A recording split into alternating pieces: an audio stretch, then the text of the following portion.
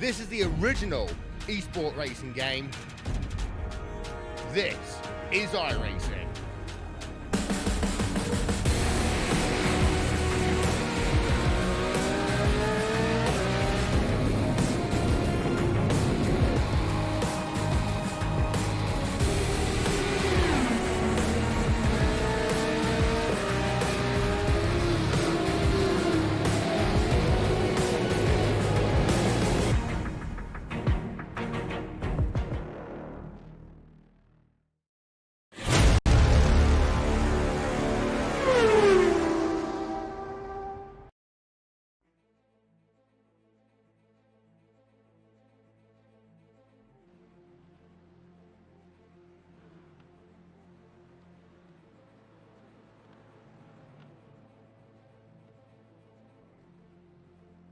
Hello and welcome to the iRacing Esports Network and the Dynamic Simracersworld GT Championship presented by Apex Racing TV. My name is Sam Fitzpatrick and alongside me for this evening's racing is Marco Barbonet. We're here for round one of this season here at Daytona International Raceway. Marco, we were here last season for the media day. It produced a really good race. I think this is a superb track for us to get this championship underway, a circuit that these drivers will be very familiar with recent events in iRacing over the past month or so. Absolutely. Hello everyone. Hello Sam. Oh man, it's great to be back. Of course, yeah, the media day is one thing, but now the races count for real, and what better place to start than Daytona International Speedway in what is certainly going to be a colorful grid. Finally, we have delivery for Martin van Loosenaert, as you can see.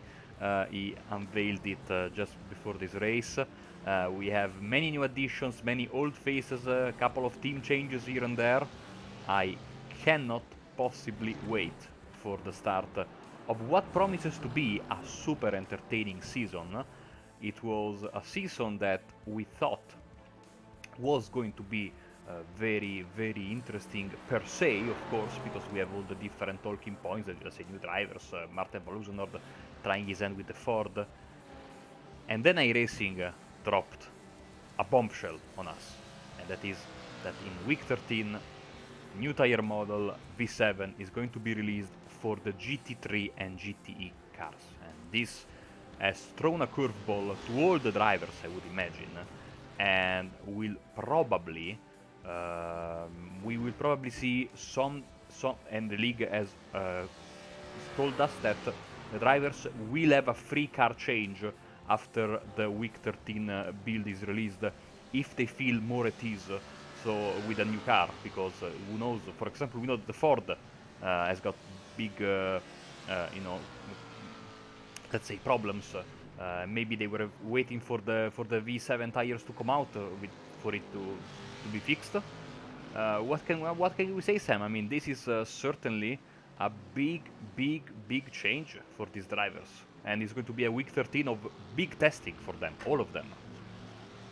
Yeah, it sure is. It's going to be quite tricky for the drivers to adjust. All these cars are going to be very different. And of course, all their setups potentially will be redundant. They'll know the setups today, though. Like I said before, Daytona 24 hours. Occurring here just a few weeks ago as the drivers are coming out of this very tricky pit lane. We'll talk about that plenty, I'm sure, in the race. Hopefully, we won't have to, but I feel like there could well be a few situations. Martin van Loosenaert, well, he's probably the pick for the championship. He led most races last season. Well, he's leading qualifying right now as well. I mean, what more does this guy want? Car number one, of course.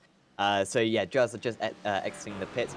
For this 20-minute qualifying session, the drivers can set as many times as they like in this qualifying session, and once the timer ticks down, they are allowed to finish the lap that they have started. So, like we said, Martin van Loosenaert at the front of this, David Fuller, we're currently paying attention to just behind him. Going to be an important element here, Marco, the slipstream. I mean, if Fuller can stay in the slipstream of van Loosenaert, this could be a really good benchmark time, and he's doing pretty well to keep up with him on this outlap at the moment. So, could be in for some good money, the Mercedes driver right here. Absolutely. We will, of course, be following their lap times as per usual. On the bottom of your screen, you will see the clock start to tick when they cross the start-finish line. The more the driver is on the left side of your screen, the more he will be closer to the start-finish line. And then, of course, as soon as the times start dropping in, you will see on the left side the scoring pylon get, get populated with all the results, etc. So here we go then, and it's Van Loosener, like you were saying, they will be the first driver to hopefully post a valid lap time. Just as a quick aside, I have absolutely stunned and surprised and pleased, and the words cannot even start to explain the relief of seeing Ryan Newman out of the hospital after the massive crash he had on Monday night, which actually really left me very, very scared seeing it live here in Daytona.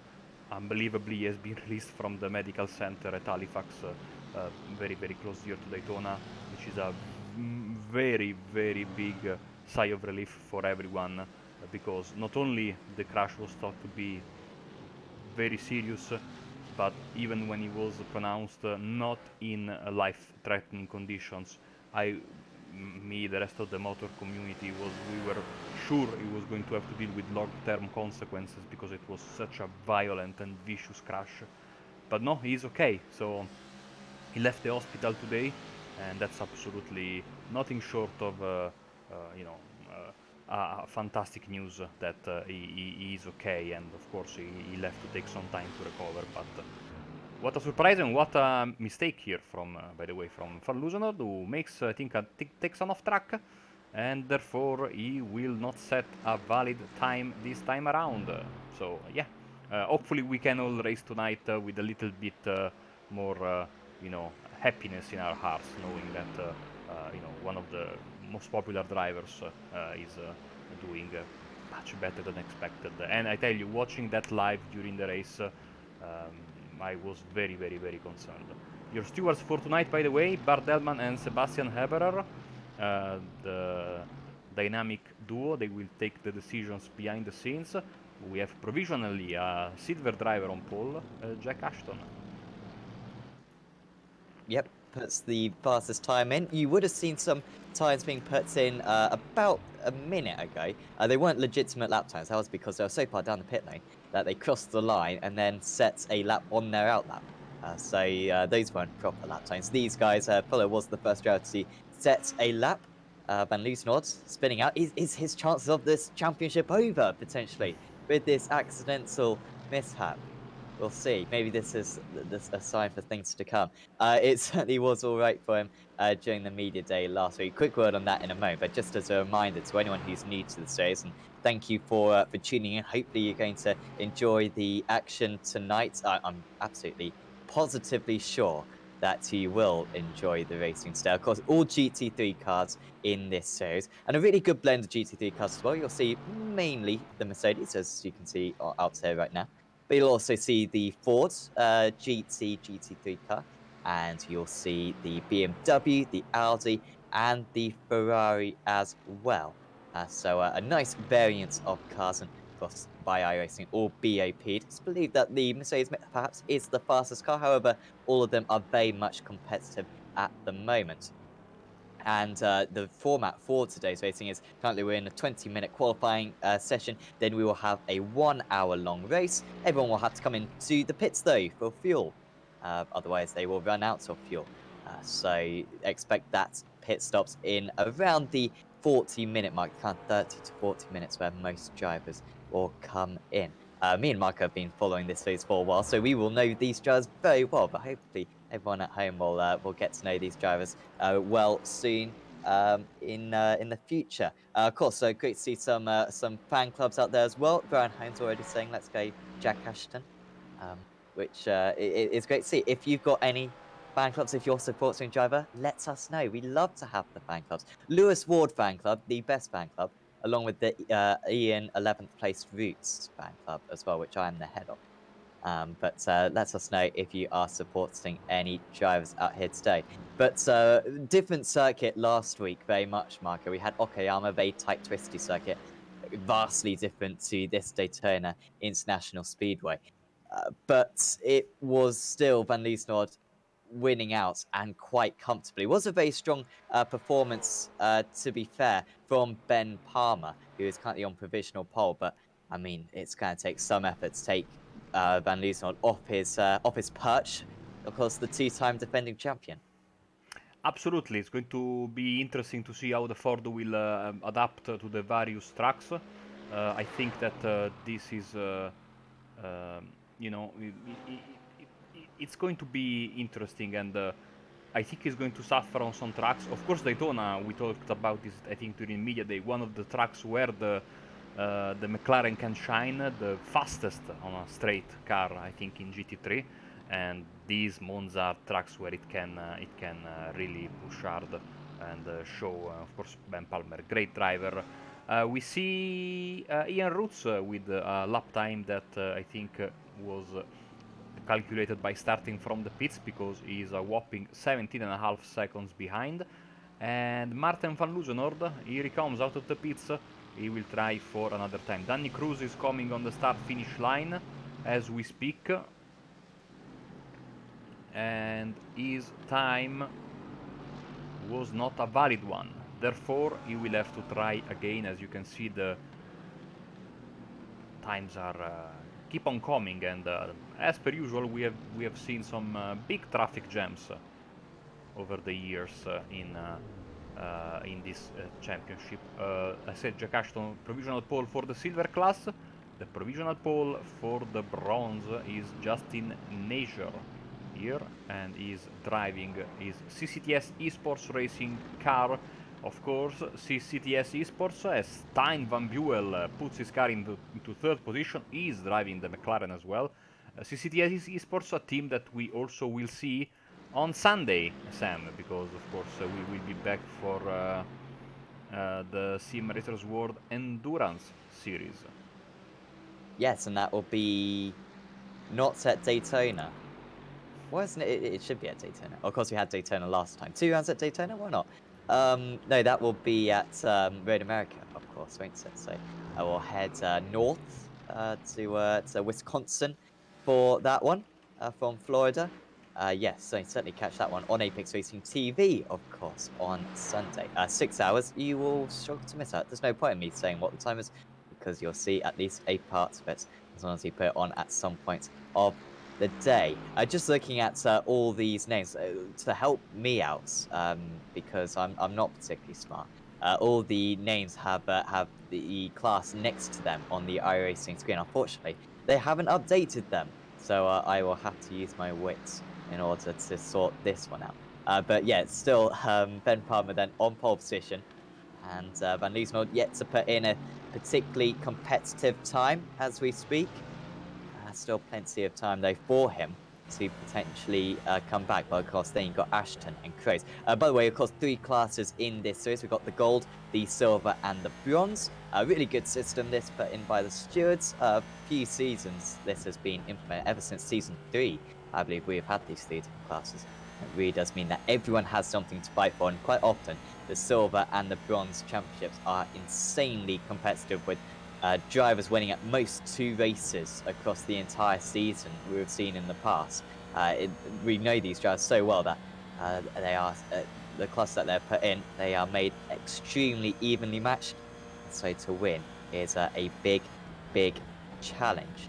A couple of the drivers just stopping on the inside of the second, including David Fuller at the moment, but we've still got 9.5 minutes to go in this session.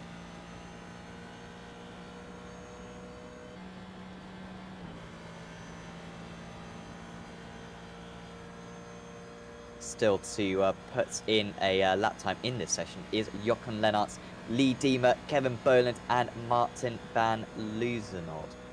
Still yet to put in a lap time as Van Loozenhoord now crosses the line, and he goes to 5th position, provisional 5th position. Only 1/1000th of a second slower than PJ Clayton's. Kind of one somewhat competitive here. he's going to have to go back to the pits. And, well, we saw him take pole position almost every single round last season, apart from, I believe, Sebring and maybe Silverstone as well. It could be in for an upset potentially in this first qualifying of the season, Marco. Oh yes, absolutely. It's going to be again Daytona, a track that now. I mean, we talked about Okayama last week, but this track here is certainly another that these drivers, for different reasons, but they all know very well. Um, and they have raced here a lot in the past month and a half in various series, and of course the Daytona 24-hour race. Therefore, I'm expecting everyone to bring their A game tonight. But good showing from Jack Ashton in second place, and of course Palmer, like I said, in provisional pole.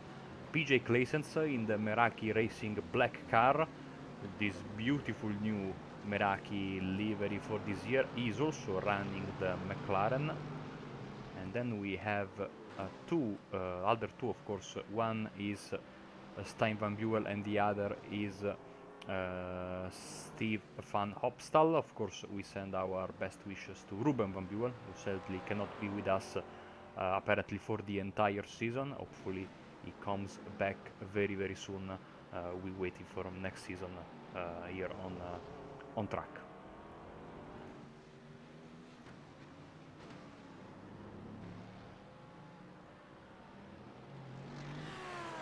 Yeah, hopefully we see much more of him in the future. Caleb Lavender currently crossing the line. I believe this is his first round ever.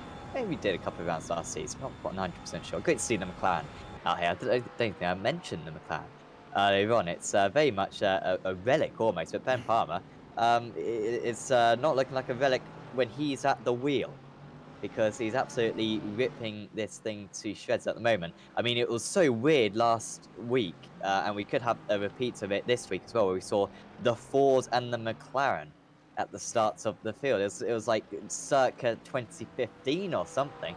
That was before I was even on iRacing, when we used to have the McLaren dominating the GT3 category. Before, I think we had the Ferrari, of course, and the Mercedes as well. And the McLaren used to be kind of go-to car, I believe. But to see it up there is extremely unusual. I'm much more used to the German GT3 cars instead, taking the honours on iRacing nowadays. But it's very refreshing to see such a fantastic variant of cars out here. So Ben Palmer, like we were saying, is still on pole position, 1.5 tenths of a second clear of Jack Ashton. Kevin De Winter, a bronze driver, I believe. And Yes. he just puts himself up into 35th position. This is going to be so tricky, Marco. I don't know how to tell if these drivers are bronze, silver, or gold. But this is round one. I'm sure I will learn very quickly for the rest of the season. I guess you are on the potato machine then tonight. I am on the potato today. To call it a machine is very generous.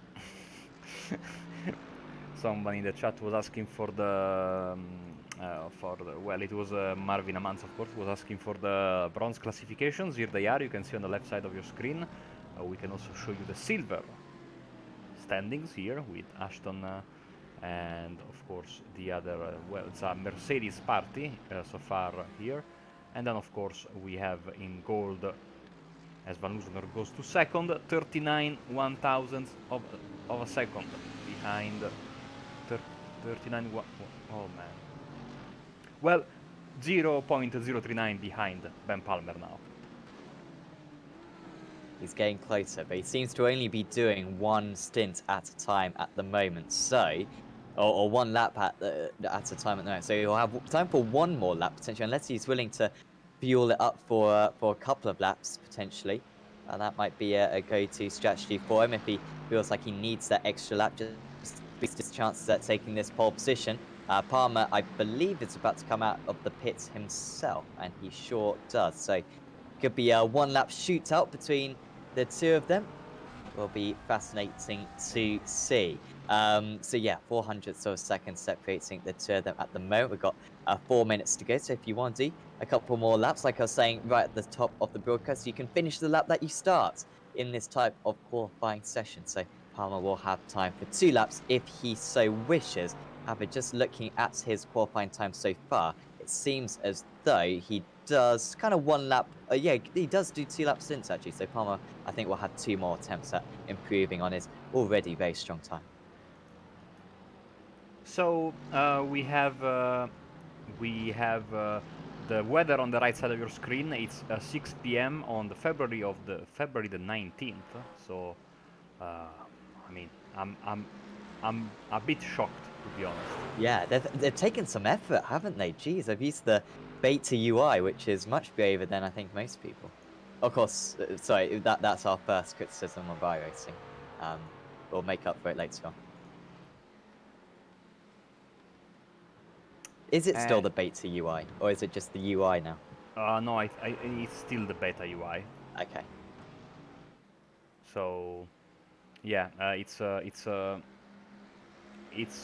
great that we are basically racing on the current date, which of course will make for, well, I think it's pretty much a given that this will be a night race, and in fact you can see some of the cars already having their headlights on. Other cars are waiting to turn them on. This is done, of course, automatically by iRacing, but you can see that in just a bit you will see the stadium lights here around Daytona get their lights on. So and then see the Mercedes have the lights on. The McLarens don't have them on so far, but pretty soon all of them. And of course the thing I love the most about night race. Oh, Wow! that was quick. Oh, PJ Clayson's. Hello. Making his mark on the season. Pole at the moment. 41.93, the first driver to break the 102-second barrier. He's on pole position currently by over 0.2 of a second. That's a massive gap from what we've seen so far. Can Palmer or Van Loosnord improve on their lap times? Sherman's going to have another attempt after this one because, well, that was invalidated anyway. He's straight away into traffic, however, and, well, that might just be it for him anyway for the 288 car. So Palmer currently has got about a third of the lap to go. How are his seconds time? I mean, I say a third of the lap. There's not too many corners to go, at least, for him. This is pretty much just a straight for him to negotiate, and he's got a superb slipstream here. This could really give Ben Palmer the hundredths, the tenths even, from this distance back. This is brilliant for him to potentially take pole position. Let's see what he can do. He needs to get a 41.93 to take pole. Is it enough? No, it's not. It's not even an improvement. It's a 42.307. And now, well, fantastic that I got a slipstream. All of a sudden it's, oh no, I've got a car in my way. Because around this part of the circuit, it's going to be very tricky to overtake. Ben Palmer's chances at pole position are coming to an end potentially, and he's had to hesitate for a second there as well. And there goes the draft for him then. So let's see, Martin van Loosnord is coming into the tri-oval section. Doesn't improve in all of his sectors, not even the last one. Is it enough? Well, of course not, Marco, because if he hasn't improved. Wow, the questions I ask myself. Well, it was invalidated anyway, so even if he had improved, it still wouldn't have been enough. But he can go for another one if he so wishes. Here come other drivers. That was Ollie Slade. Ash Beard is in 22nd position and is following in the draft of one of the DynamiXX BMWs there. As here we go, that is Thijs Berg. And here comes Danny Cruz with another time. Let's see if he improves again. Not good in any of the sectors. Goes below the yellow line. I think you can do that in qualifying. Well, that's of course between the drivers and the admins. Oh, Ben Phillips Palmer, up to 6th, by the way. Yeah. And see Ben Palmer, who improved in the first sector thanks to the slipstream, but then his lap time has stalled a bit. But that could be just enough to jump. Well, of course, 0.2 of a second is quite a big gap. Here we go, Ben Palmer, start-finish line. Nah, it's even slower than his last lap time. He quite got progressively slower there, did Palmer. Will be annoyed with that traffic they had at the start of the lap. What can Van Loosnord do, though? He's negotiated the bus stop, I believe, already, and now it's a straight run. He had a personal best Sector 2, a personal best Sector 3, But comparing his sector times to Ben Palmer, he might have enough to go into second place. I don't think he's going to get close, though, to PJ Clayson's, who currently occupies this first pole position of the season. Can Van Liesnoord prove me wrong, though? No, he can't. It's not an improvement again. Only a 42.4, 2/10 slower than his best lap time. And Mats Van Liesnoord, the two-time defending champion, isn't going to start on the front row of the grid. I guess that's twice in a row now, because at Silverstone, he started right from the back. But still, that is a big surprise that he has not at least taken the top two positions. But PJ Clayson's, what a lap, Marco. Could this be something to do with the McLaren? I mean, we know the McLaren around Le Mans has always been a very strong car, obviously with the straight line speed capabilities it has. I mean, to put it down to completely that is very unfair on Clayson's and Palmer, but maybe that's just the edge over Van Liesnoord that they needed in this qualifying session. It could very well possibly be, Sam, and I think that it's certainly, you need a quick car and you need a good slipstream in the final sector. There are no two ways around it. Because if you don't have the sweet draft from the car in front, you are at a big disadvantage. So these drivers were quick enough, good enough, and lucky enough, all three of these, to get that pole position. And by the way, we are just waiting for the session to switch over, and it does so right now. Therefore, Sam Fitzpatrick will guide you through the starting grid. Yes, and it's PJ Clayson's on pole position. Could be his first pole ever. I'm not sure. Any experts, any encyclopedias on the series, let me know if I'm correct or not. Ben Palmer starts alongside him on the front row of the grid. Then it's Mats Van Liesnoord in third. Jack Ashton starts in fourth. Then it's Danny Kroes, Dion Phillips, making it a decent qualifying for rev match. Stein Van Buell starts in seventh. It's great qualifying for Sam Bentham, I believe, top of the silver drivers as well. In eighth, apologies. I think it's Ashton top of the silver drivers. Then it's John Barnes, James Forsythe, Louis Hank, Lewis Ward, Ashley Beard, Bod Boland. Watch out for him from 14th position because we'll probably make it a few places up early on. Then it's Stephen Opstal, Neil Cooper, Chris Muretza, David Fuller, Tom Metherell, John Tusting, Nick Shermans, Jeremy Hessels, Dries Mujdi, Justin Nager, Adam Murray, Seb Hawkins, Craig Jones, Steve Clays, Celeb Lavender, and Dan McCauley. Watch out for McCauley as well from 30th position. Has got podiums in this series before. The rest of the drivers will go through for you now. There are a lot of them, and others to watch out for. Poor Because Ian drivers. Root starting Yeah, from third. let me take it from here then, because what is this discrimination towards the drivers 31st and back? This is usually where I sit in these races. I So say enough names, all right, Mark. I'm okay. done with it. I'll take it from here, don't worry. So Ollie Slade and Hendrik de Grave in 31st and 32nd, and Ronald Moons and Matthias Stem. Ian Roots and Kevin De Winter in P36. Then we have James Upton, John McConville, Lee Dimmer, Stuart Musselwhite, top 40, Ryan Walker, Kim Behait, Lee Woodburn, Steven Kastrop, Steven De Wolf, Thijs Berg, and our two lovely race stewards, of course. Rounding up the field and therefore not racing, and this is just in time perfect because looks like we are rolling.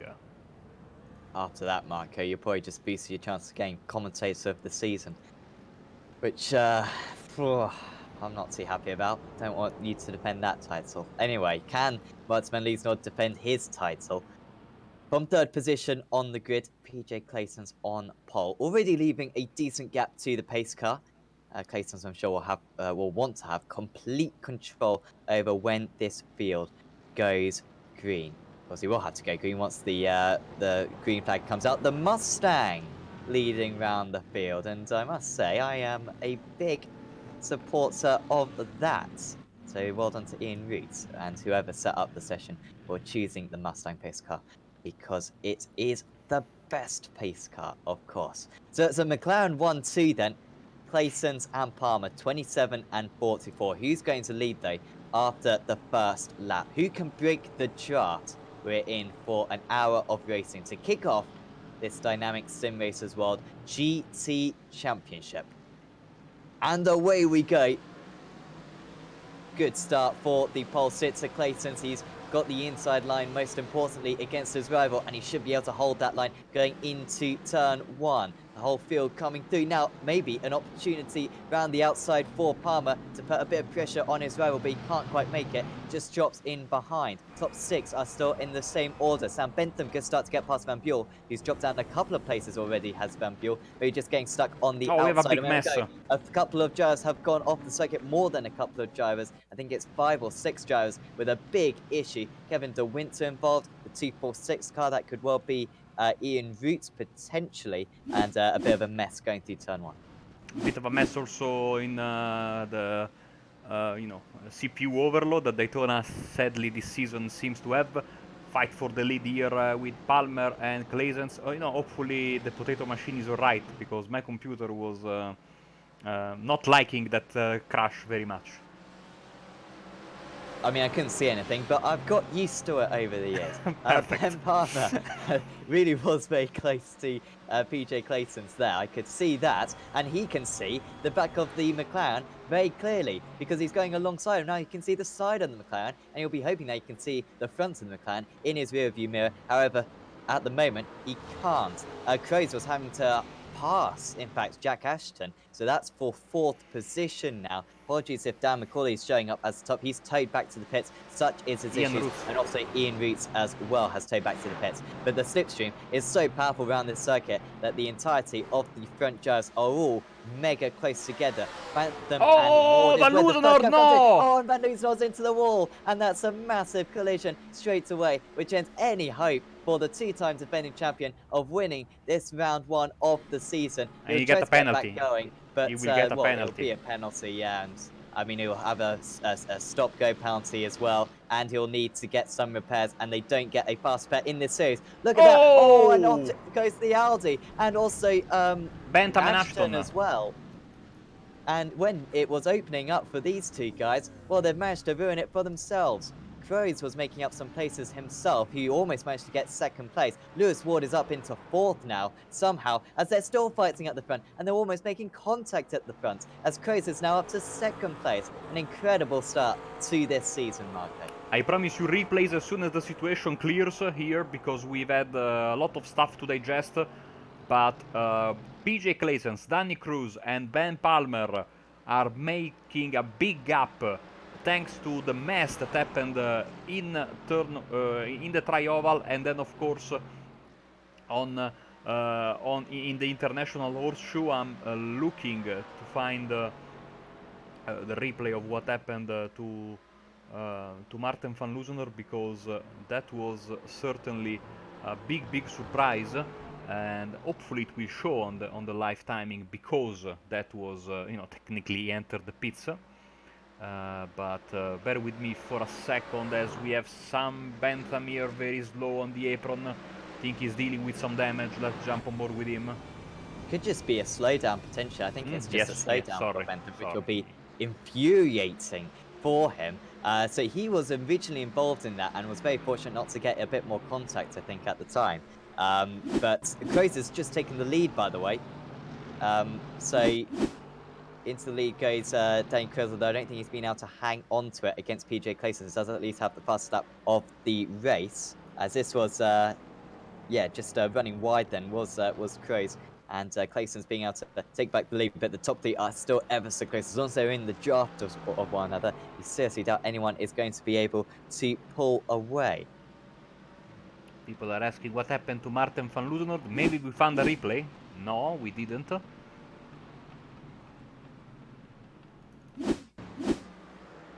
See, no, this is already late. I asked Phillips then, so I don't think you mentioned how Phillips was. I thought it was Bentham involved in that one, but I guess Bentham managed to get through it unscathed. And Opstal as well, he was up in the top 10, I think. But Opstal there with Chris Moretta, as they are, trying to pass each other, and then they had a collision, but still on the fight for the race lead, as they dropped Claesens for quite a bit. It's 1.3 seconds. Danny Cruz takes the lead, and behind them you see the Meraki drivers now teaming up together, and with them is debutant James Forsdyke, I'm desperately trying to find the crash of Van Loosenord and show it to you. But this fight is absolutely amazing. Hopefully we find a bit of space later in the broadcast. But there was clearly some contact entering the tri-oval. Definitely, and having to go defensive still is Crows. They're not thinking about, let's gap these Meraki guys. They're saying, well, these Meraki guys could make a fun race perhaps, because they're fighting and inviting them back in. So we're trying to get what happened to Van Loosenord. If anything, it looks, just from the shots that we've seen so far, as though he loses it by himself. But of course we'll need to get a clearer view of what happened, and you can see how he hit the tire wall. Wouldn't have caused massive damage, however, well, I mean, at that speed, I think anything would cause a lot of damage. But he has retired from the session. There was a block below the yellow line. I mean, it looked sinisterly similar to what happened in the Daytona 500 final lap on Monday. So we worked hard, but we got the replay, even though it was not like the squeaky clean replay I was hoping. Ronald Moons has got some issues, and he has towed back to the pits. So Palmer, Kroos, Claesen. So Claesen is back with his fellow friends there at the front of the field. And of course, leader now of the silver class is John Barnes. And leader of the bronze is still Justin Nazer. Let's jump on board with Danny Kroos for a bit.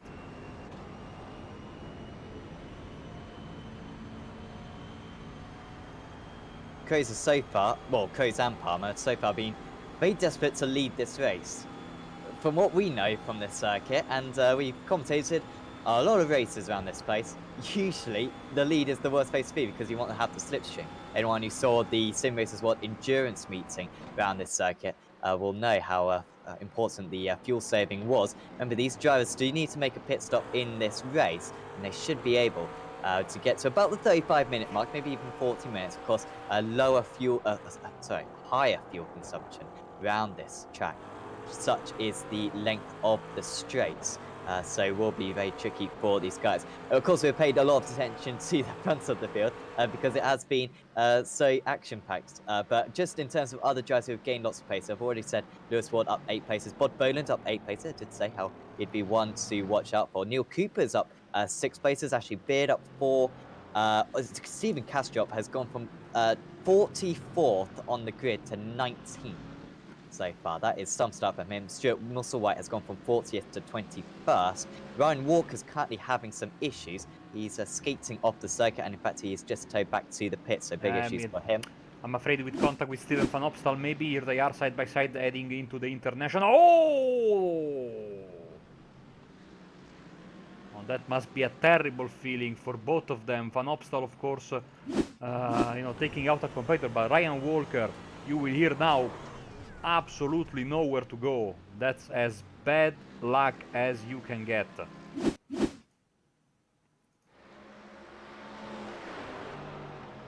Shame for Walker, he will leave a sort of a driver, isn't he? So he will certainly be fighting for that championship, already losing some points in this early stages of the season. Kroos lifting off, so they're not too fussed about leading now. They are pulling away from the other drivers.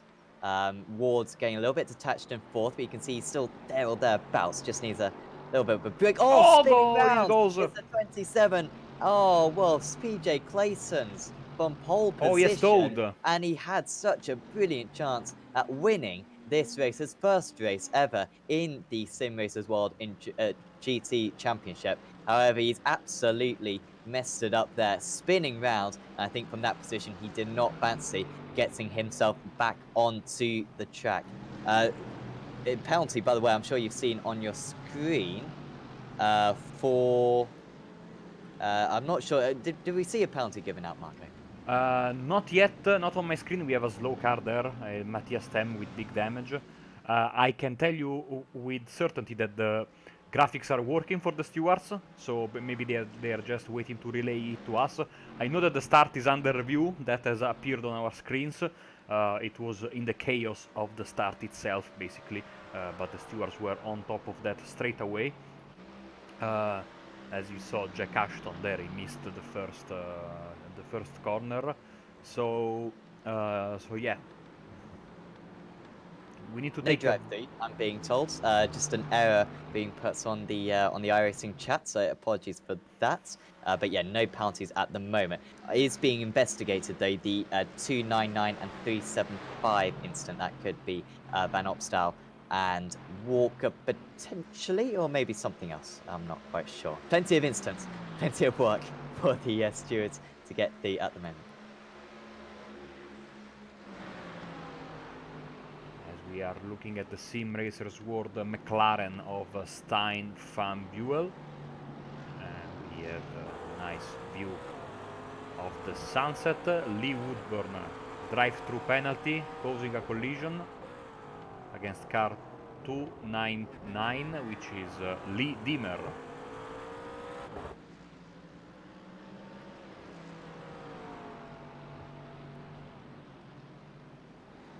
Let's check in with the bronze leaders then. Leader, I should say. Justin Asia.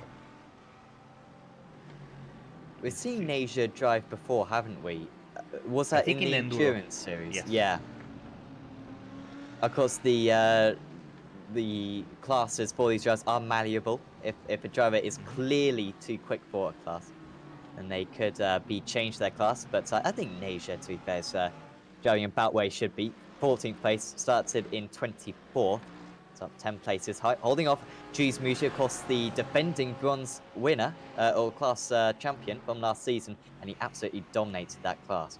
Would have done if it weren't for fuel. I'm sure he's learnt his lesson from that, though, and he's got a nice slipstream, which will be saving him some fuel right now. However, I think he'd rather not have the slipstream and have some clear in front of him, because he's got a bit more pace at the moment than the triple 3 car in front of him. Nick Sherman's, of course, veteran of the series, right behind these guys as well. Very nice battle as well behind Kevin Boland. Massive gap back to Boland, considering how far we're into this race. He's got about 7.5 seconds to the next car, Stuart Musselwhite.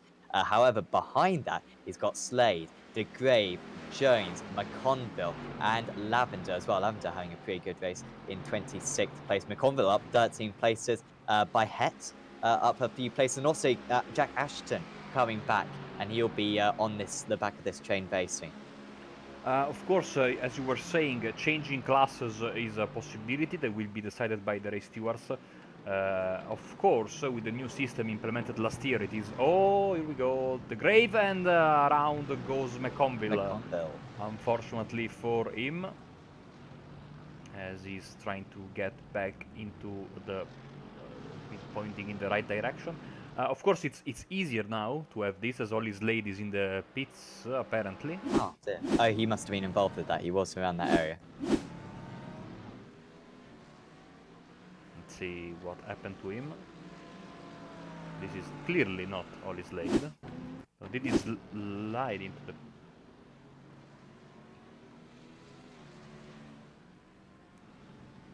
Or is this the dreaded bug that iRacing has here? And yeah, there is a bug here, and there is a bug in Spa that, for whatever reason, it calculates you as in the pits when you. At Spa, it's when you go wide at Blanchimont, it tells you that you are in the pits. Well, whatever. So, as I was saying, you have now that basically the drivers score points in their class, the same number of points that they score for their overall finish. It's much easier and painless to move drivers between one class and the other. Speaking of that, we have some news before the race, because two drivers have been moved to gold after media day. One of them is Steven van Hopstal, and the other is Jarno Doa, but I can't find Jarno today in the starting list, as we see Forstyke going for third place. What a debut race this is for James Forstyke. He's up into third place. He's got past Lewis Ward. These guys now 3 seconds off the lead. Wouldn't rule them out of a decent... I mean, they could come back into the lead pack, potentially, by the end of this race if Palmer and Crow start fighting. However, they need to stop fighting themselves. You can see Year 1 Racing Custom Flip-Flop Company. And that is a very good rear wing, because even me, with my 5 pixels on my screen can read that slogan. So well done to Year 1 Racing as Caleb Lavender barred into the wall.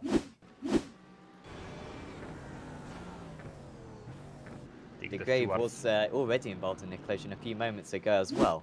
Not making too many friends out there on his first race. Yeah, stewards will look at it, I think, with a keen eye, as now the lights you can see more and more prominent onto the tarmac here at Daytona. Danny Cruz in second place, of course. In third place is now James Forsdyke. This is another small pack of 2 cars. Lewis Ward with him. Then we have this group here with Boland, Barnes, Van Buell, and Ashley Beard following close behind. And then we have the long car of Louis Henke. And then behind them, Neil Cooper, Tom Metherell, rounding up basically the first 11 cars of the field. As a quarter of an hour. Oh, there's a crash just ahead. Bod Boland. Bod Boland. He's slowing. I think. I'm not sure. He's lost a few places. I'm not sure if it was him who made the contact or maybe it was a back marker.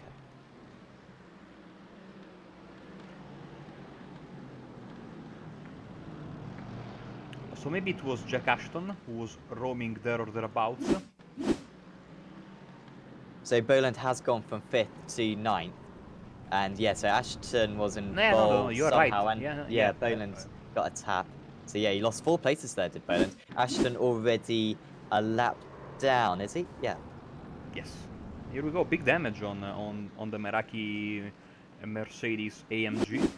So that was a legit move there from John Barnes. Apologies to Barnes. Not used to Barnes running in 5th place. I don't want to be... Once again, John, you're a fantastic driver. But a big step up from last season because this is far higher than he usually runs the 2, 3, 4 car across top of the silver drivers at the moment.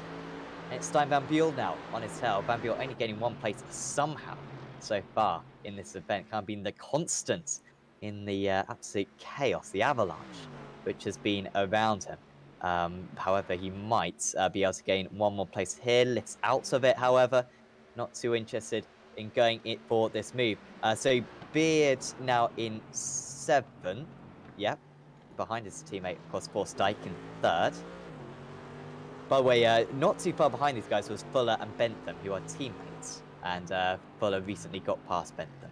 I was waiting for them to crash into one another, because that would be something to watch.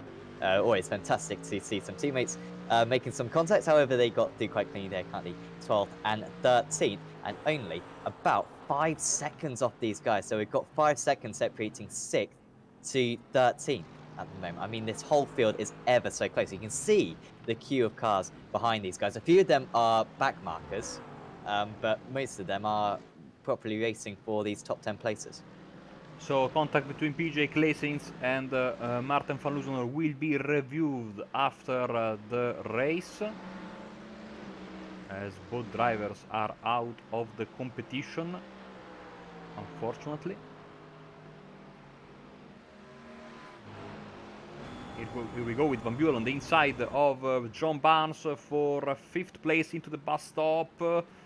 It's a tricky place, this one, but he makes the move stick. Great stuff. As we have now a fight for the lead. Danny Cruz trying to jump Ben Palmer, and it seems like he will be able to do so, at least until the first corner. Ben Palmer sitting now in the slipstream of the Mivano Simracing Mercedes.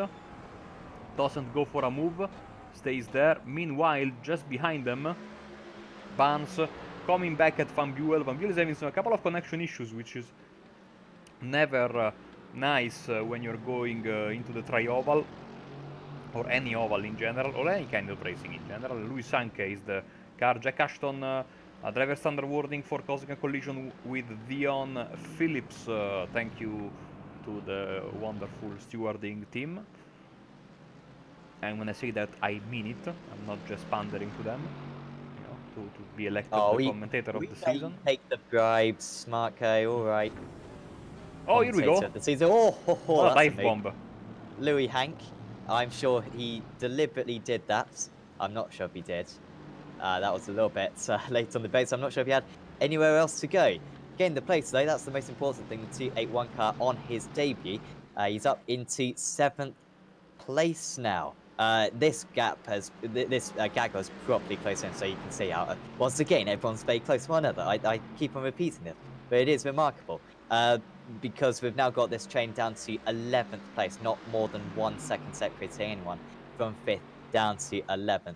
And I think David Fuller is also lapping about half a second a lap faster than pretty much all of these guys. So I think between him and Bentham will be involved, and maybe even Mujdi and Neja later on as well. It's very tricky to call, but what Van Buren will be hoping for is he can now set some clean lap times. He's been able to break his rivals a little bit, and that McLaren should have good straight line speed. Hank has already got one car, of course. Now he's going to look to get another one. John Barnes, his next rival, 2/10 of a second ahead. Barnes, of course, with a bit of a slipstream himself, so no opportunity for Louis to go for the move, of course, driving for a Flemish sim sports. He's very close going into turn 1.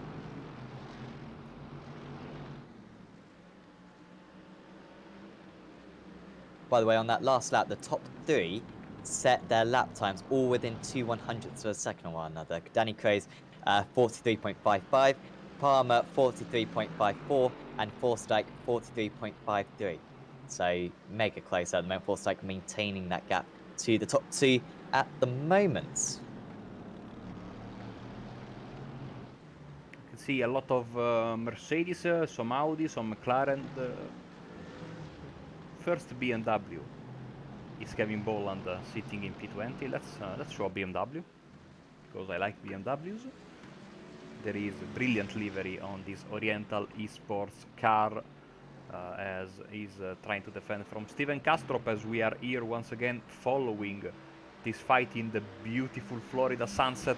Ashley Beard coming back at Louis Sainz after the dive bomb at the International Horseshoe, which was absolutely brilliant by the Belgian driver, the British driver behind him, and of course the other British driver, where there are plenty of British drivers, I have to say, so that might not be very useful. But, as you can see on the screen, well, not Sam, of course, unfortunately, unfortunately, you can see the flags of the nationality of the drivers as provided by them on the screen. Oh, Vettel there. Why does Metal have a black livery? Let's refresh that, because that shouldn't be... I've got it as well, by the way. Oh, crash in front! Here we go! Oh, and stuck in the middle of the circuit. Oh, Bolan manages to avoid it. Oh! Straight in, though. Bosh! Van Buren. And he had no...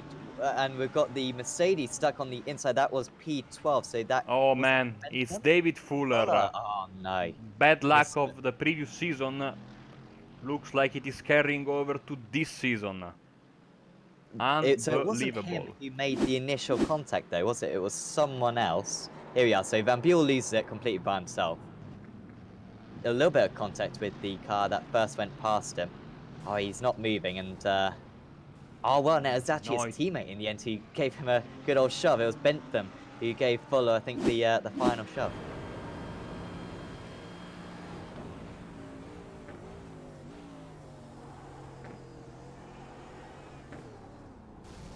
Wow, unlucky. And I think all Quantum Racing drivers got some kind of hit in that. So I think John Barnes in 5th place also got a little bit of a skim. He should be all right though. Everyone's got a bit of damage on that car. I don't know if they got it from which instant they got it from. That's a shame as well, actually, because that was a nice pack forming up, and of course it was Bentham and Fuller coming to the back of that pack. It was looking like it was going to be a good battle from about 5th place down to 13th. However, now we've got 5th place down to 10th place, all in a queue. Neil Cooper slowly making his way up. Bod Bolan got through that cleanly, so too did Tom Methel. And they've got 6 seconds back to Juice Mujdi, who's now up into 11th place. As a Methel, oh wow, he just gained 2 places there, or was that a back marker? No, he passed Ashley Beard and Louis Sainz. Good move Hank there. Just was not fancying that corner whatsoever. So we have a warning for Chris Moretta for causing a collision with Steven van Hopstal. as we are heading into the halfway mark of this very, very, very entertaining, chaotic first race of the season. Nothing changes up front.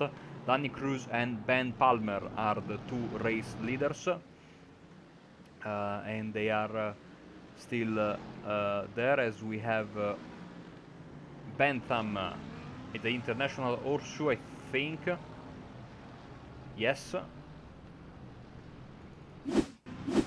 I mean, it was really looking like they could get 3 top 10s could Quantum Racing. Massive shame that this has happened to. Is this Niger just behind him? Sorry, this was at the Western Horseshoe. My apologies. There was contact Oh, it was Hawkins, sorry. with... Yeah, Nager was just there, and he avoided the collision, but as I think you're right, it was... yes, it was the Abruzzi Sport GT3 car of Seb Hawkins who made contact with Bentham.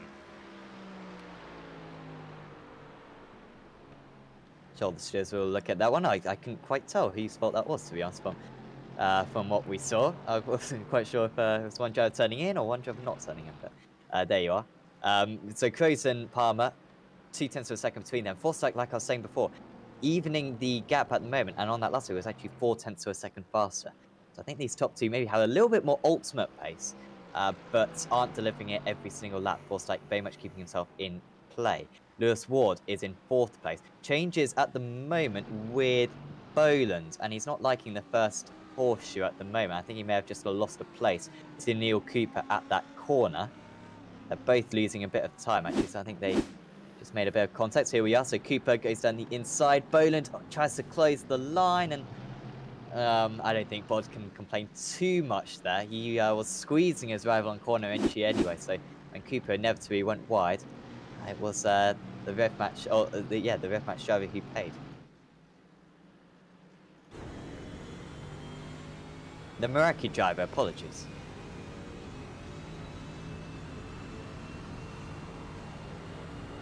Hank onto Beard.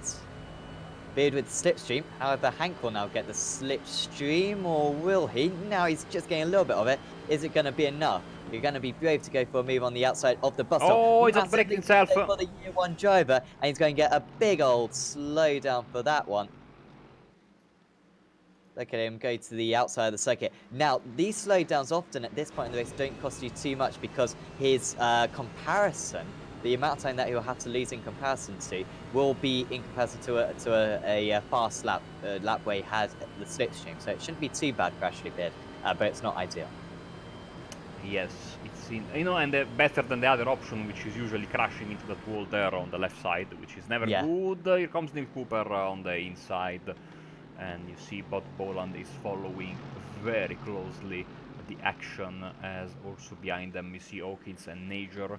I wanted to make a point, but I forgot what I was going to say, which is maybe better for our viewers. But yeah, halfway point of the race coming. Oh yes, yes. No, I forgot. Oh man, I'm getting. You know, you now almost 2 years that you have to bear with me, Sam, and you can notice that I'm getting older and older. You know, I started in my 20s, now I'm in my 30s. You know, so it's been a long time. You see, I plan never to age again, to be honest. I'm happy to stay at 19 for the rest of my life. No need to grow any older. Ashley Beard, currently half a second now behind Hank. Yeah, and then of course Barnes and Metal. So currently top of the silver drivers then is Barnes. Top of the bronze drivers is Nager. Still, however, he's not. Well, I was about to say he's not that far ahead of Stuart Musselwhite. He is a long way ahead of Stuart Musselwhite. So Nager looking very strong for this first round of the... Usually, when I switch to the class, well, let's see the gaps while we are at it. In the classes, of course, Justin Nager, you were saying 11.3 seconds over Musselwhite and almost 20 seconds over Kevin Boland. Maybe we can also give you, no, without maybe, we can give you the same kind of information for the silver. And there it is, 2.1 seconds between Barnes and Louis Anke. And then Dries Mujdi in third, Schurmans in fourth, and Sam Bentham is in fifth.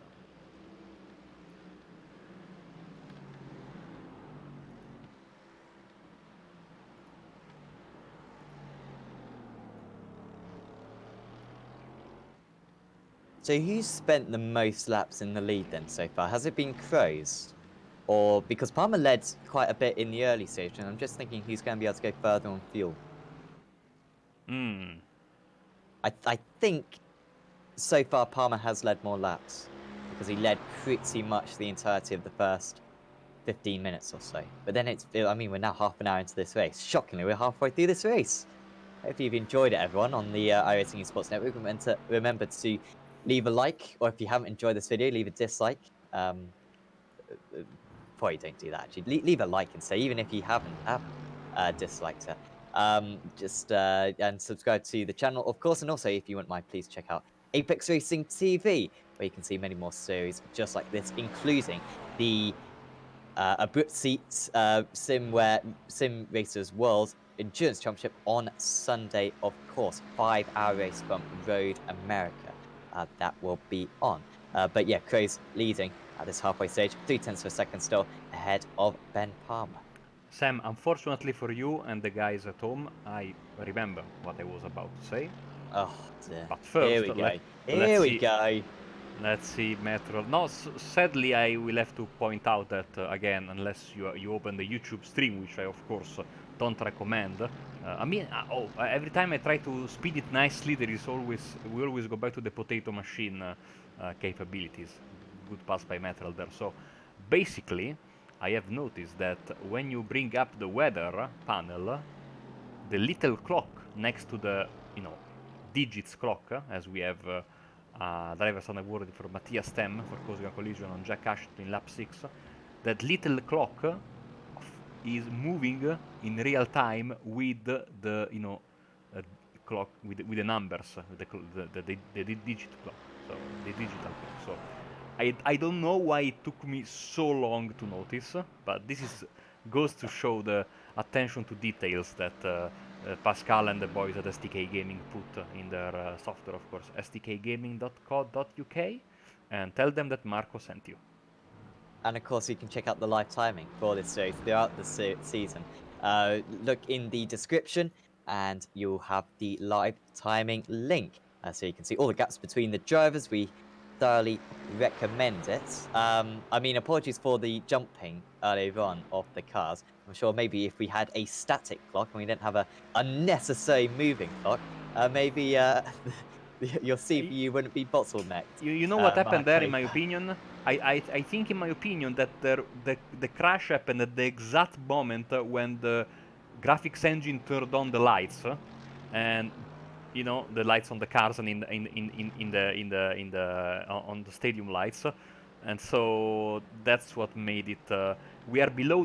We need to explain that because iRacing is dealing with an issue. It has been reported by themselves on the forums that I think by themselves, it is widely reported on the forums if you know where to search, of course, which is never easy on the iRacing forums. It's difficult to search at all on the iRacing forums. We need to really compliment iRacing a lot in a moment, Marco. We're not giving them a good billing. Oh man, you are right. We are on the network. Well, yeah. The fact is that when you go over 50 cars, you get basically there is something that was inserted in the season 1 build that really stresses and creates a bottleneck somewhere. So the recommended limit for cars in a broadcast is 45. We have 48,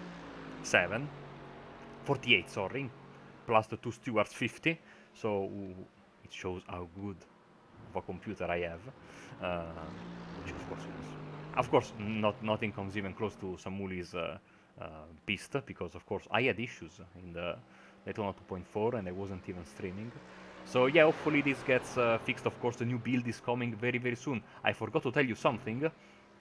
If you go to stkgaming.co.uk and I told you, tell them that Marco sent you, you're still going to have to pay the full price. But at least tell them that I sent you. Yeah, absolutely.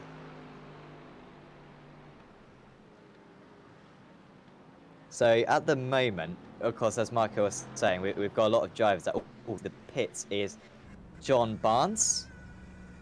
Tricky pit lane here.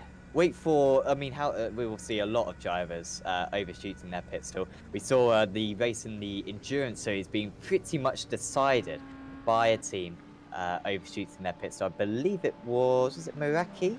Could have been Meraki. Who managed to mess it up, but to be fair, the drivers we've seen so far have been very good with that. So we started off with 47 cars, 46 48. cars. 48. Well, 48, 46 took the starts, I believe. Currently, we've got 29 on the lead lap and 32 running. So a race of high attrition. Sam Bentham's messed up his stopping for the pistol. We almost jacked away, but I have named and shamed him just to absolutely make sure he feels the full pain of messing up the pit lane here. Ben Palmer is lifting off. You can almost hear him. Barely the revs gaining whatsoever, because he doesn't need to go too fast. We are waiting for Jazz to come into the pits a lot more at the moment, because we are in 36 minutes into this race. We're expecting Jazz to struggle to get more than about 40 minutes into this event. In terms of fuel, these guys are limited to 70%. You can imagine, usually, these guys can go about an hour or so on fuel. So 70% should limit them to about 40 or so minutes, maybe just maybe upwards of 45 at most. Sam, I don't know, probably you already talked about this, but I think you were doing all your calculations on who led the most laps, because you were, of course, thinking about Media Day of the previous season, when the guy who stayed in second for most of the time, as Seb Hawkins goes in the pits, Martin van Loosenhoort, of course, managed to save enough fuel in order to then jump Chris Warner after the stops, because he was able to save, much more fuel than his rival. So I know that Danny Cruz is a very, very... I mean, we have two real-life drivers. This, of course, has gone a little bit under the radar, but shows the quality. Two real-life drivers, of course. Danny Cruz, Super Trofeo champion. Ben Palmer, Mini Challenge UK racer. These are, people who know what they are doing, and let's see what they will come up with, because of course they know better than us that, of course, if you stay in front. Oh, John Barnes. Oh dear. Is he still stationary? He was having a good run. Comes out of the pits into the first corner. Oh, the Daytona crash. Oh, wow. Oh dear. Oh man. Was that James Obden or Steven Castro? Oh, no, it was Henrik the Grave.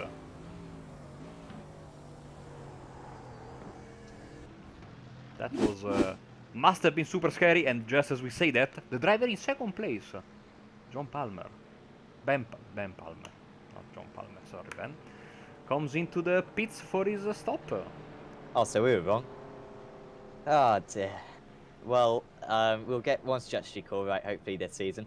Maybe this is tactical from Palmer. Maybe, if he has saved a bit of fuel, he'll be able to take less fuel at this pit stop and be able to pull away. We'll just say it is brilliant to see the Mustang right there, the best pace car, like I said, right at the start. Screw the Porsche, screw the rough, the Mustang is where it's at. Palmer pulling away, 16 seconds on the dot. I mean, if there's not bonus points for that, I don't know what is. That is just like getting a precise litre amount, or gallon amount, depending on what part of the world you are on, when you're filling up your car. 16 seconds, superb there. Lewis Hank, 17.77, that's not a bad sequence of numbers either. Bod Boland, 18.9, so Palmer with a shorter pit stop than pretty much everyone that we've seen so far. Dries Mujti, because he ran out of fuel, he's still trying to make up for the fuel that he didn't put in his car last season. So he's put in 2.5 seconds too much fuel with 21.7. Also, Neil Cooper as well putting a bit too much fuel into his car with 22 seconds. However, maybe certainly Mujti was by himself for the majority of that stint. So Crows, I mean, Marco, if you're Crows in this situation, you're running around at this point, you're looking at your thingy-majig, and you got 1.1 laps to go. Do you pit or not pit? I pit because I think that Palmer's got some nice draft right now, and he might jump him, and same goes for Sportec. Also, I think they are running on very low fuel. But whatever the case, remember that you need to be careful because it's very tough for me to give you right answers on strategy because I have a fundamental flaw that makes me very bad at strategy. I'm Italian. Yeah. And as we know, Italians cannot do strategies. Massive queue of cars in the pits. Throws 16.4. So not only has he lost out with the OCD wars, he's also lost out in terms of the length of his pit stop because it's 4/10 longer than Palmer. But Palmer's nowhere near him at the moment. That's very strange. So Palmer pitted 1 lap earlier. Kroos, of course, would have had less fuel on that lap, but he's now 1.5 seconds ahead.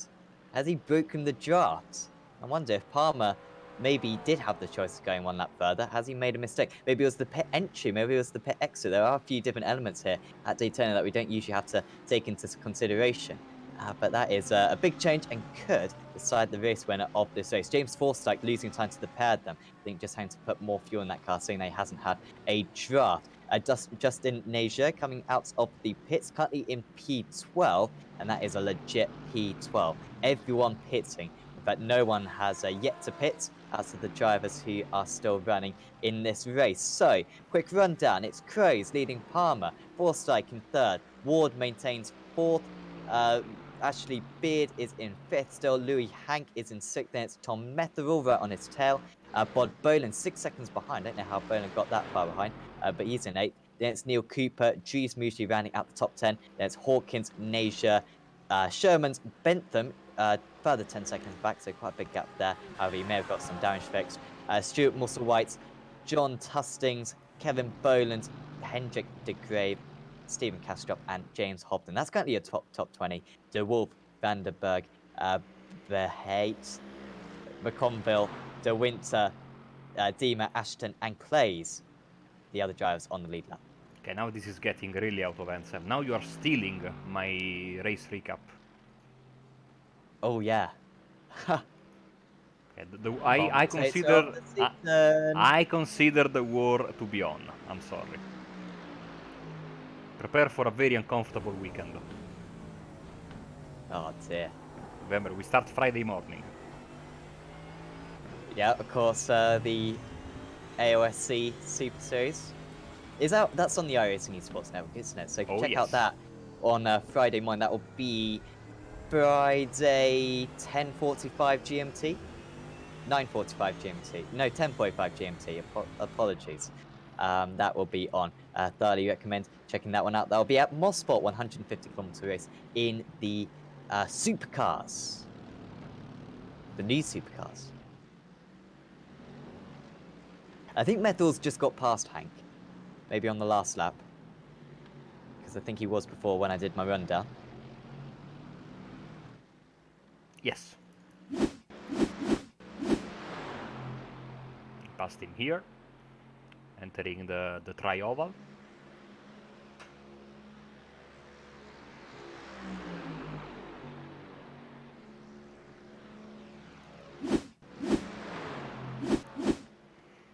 Still going at it, gap at the front, 1.5 seconds, as you can see here.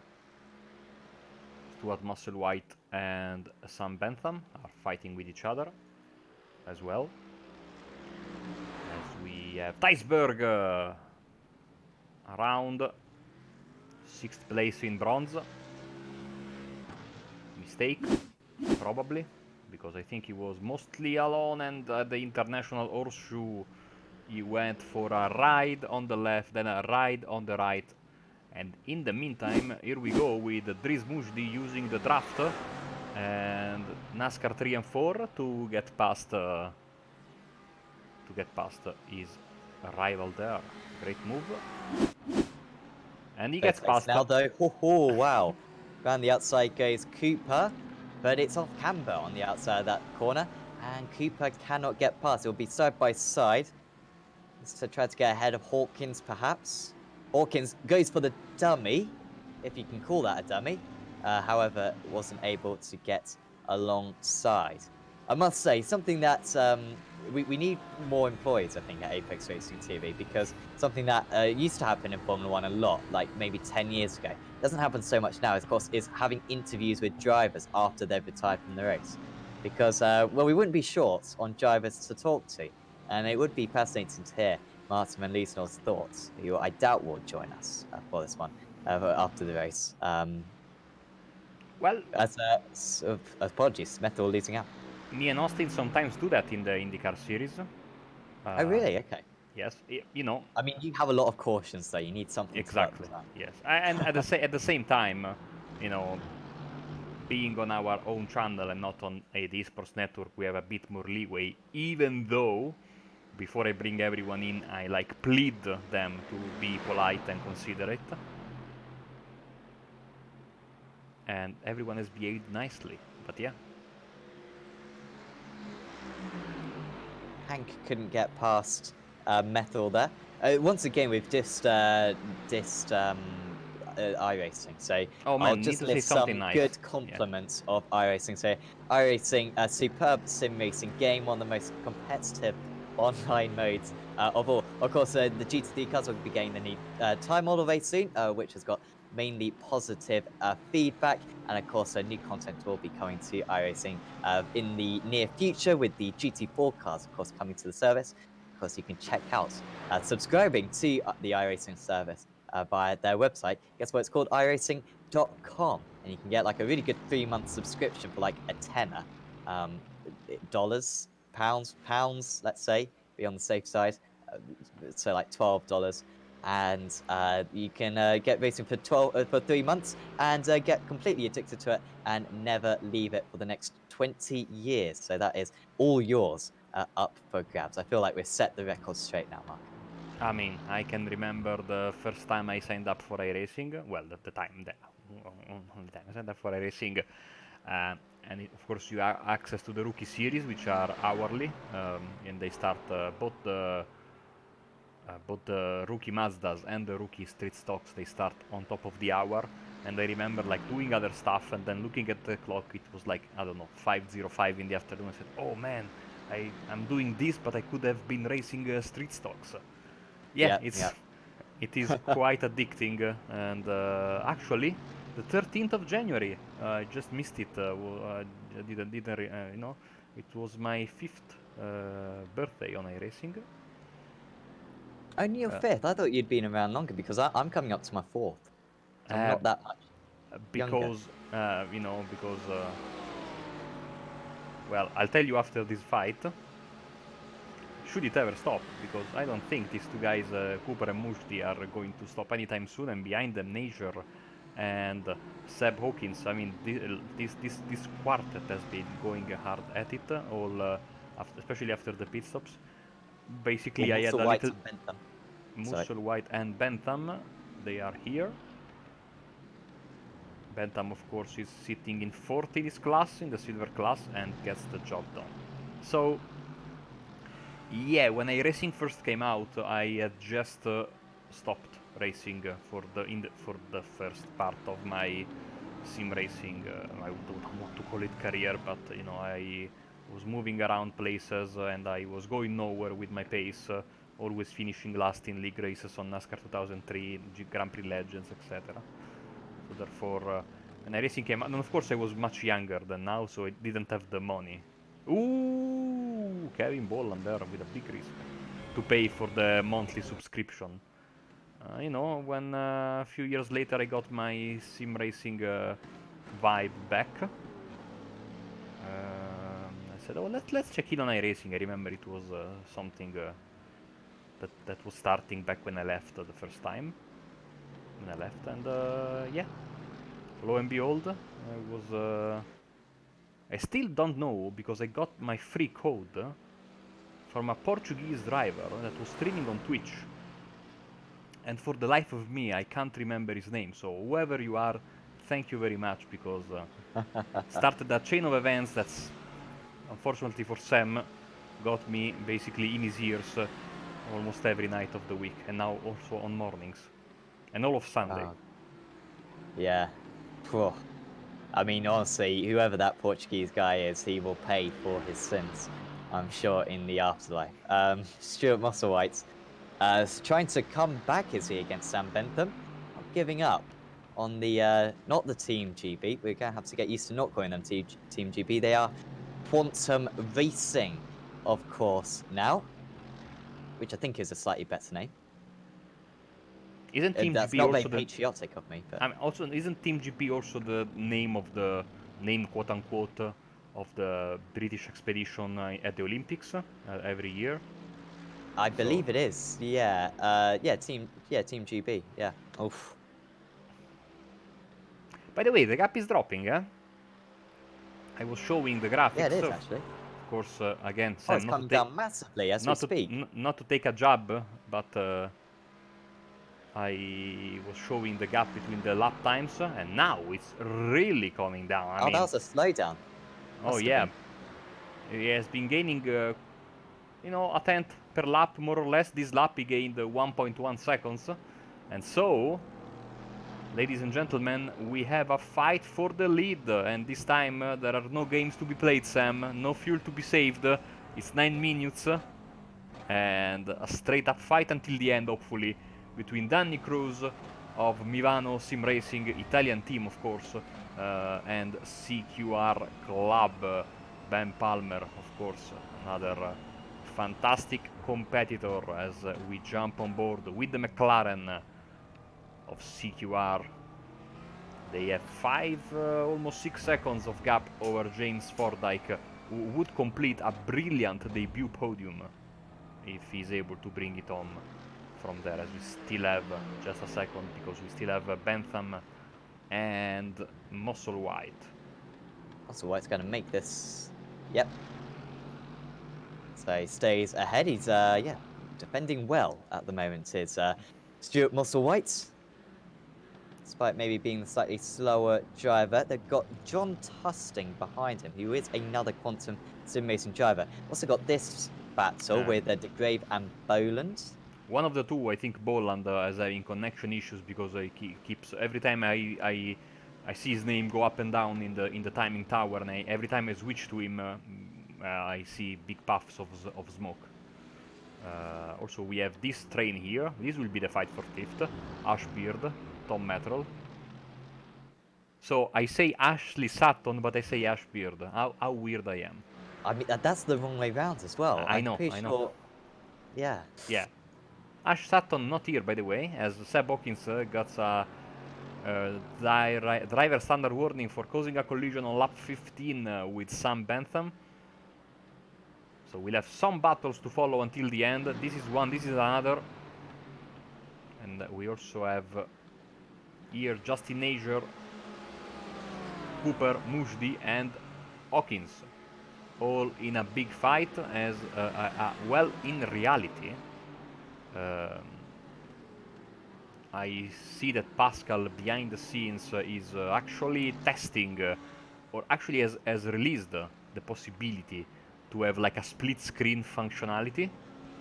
Wow. You need another account, whatever, but it can work. I think that that Scott will be toying with it in the upcoming AOSC broadcasts, so maybe then he will teach me, because himself and of course Samuli have always been there and helped each of us a lot. And yeah, so, well, I pleaded with iRacing to have split screen for, well, since we have met each other, I think. As you can see, it's Boland, the guy with the connection issues.